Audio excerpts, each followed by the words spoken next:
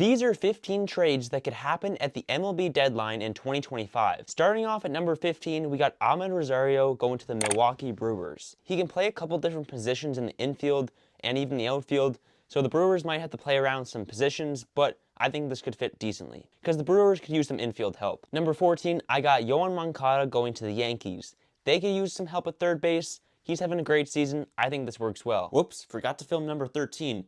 But I think the New York Mets could use another outfield spot, so I have Cedric Mullins going to the Mets. I think he could be a solid fit. He's hitting for some decent power this year.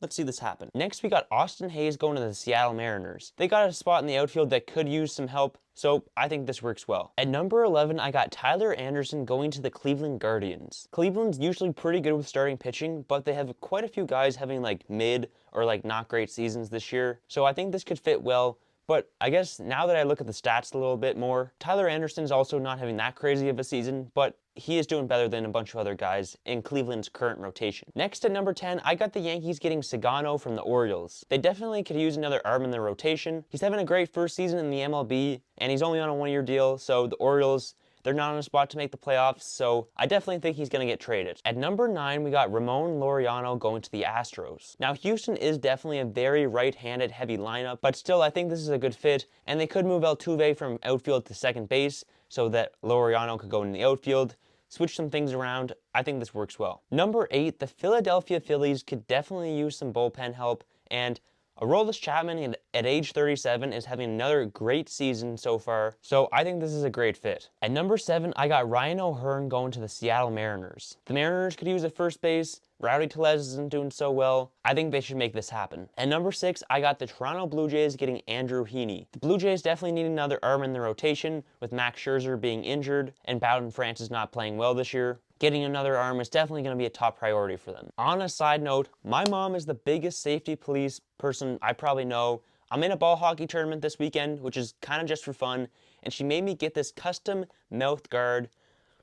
Just like, my mouth looks really, like, my mouth is a different shape and I can't talk properly.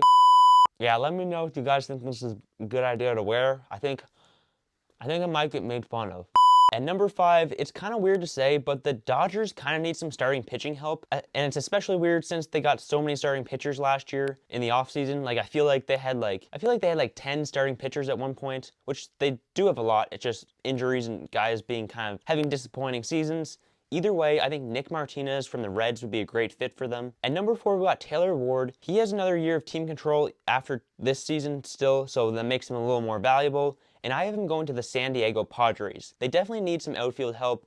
Jason Hayward is not having a good season, and this way he can still stay in California, but I guess that doesn't really matter in a trade. At number 3, we got the Chicago Cubs getting some more starting pitching rotation help, because they got Shota Imanaga is currently injured, and Justin Steele is injured too, and some guys kind of having some not great seasons. So I think Tyler Mahle is a great fit here. I'd say he's the top starting pitching guy in the trade market right now, just because like I don't think Sandy Alcantara gets traded because his value is going to be pretty low as of now. Oh yeah, and while you're at it, why don't you gently tap the subscribe button, because I would appreciate it. And number 2, this is a bit of a fun one, but I got Marcell Ozuna going to the Cleveland Guardians. He just seems to be a consistently good hitter every single year, and the Braves are probably going to be selling or mildly selling at the deadline this year, and this is the last year of his contract. He's getting up there in age, and Cleveland could use some pop in their lineup, so I think this would be a fun move. At number 1, we got Alex Bregman, and I'm not entirely sure this would actually happen, but I have him going to the Detroit Tigers. They have a great farm system, so they got a lot of guys they can trade for. They can move some infield positions around. I think another bat for them would be great. Bregman said in an interview that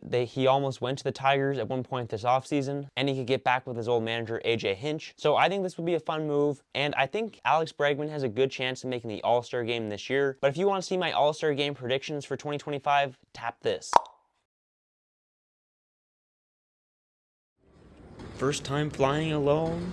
Let's go. We got this. This is how you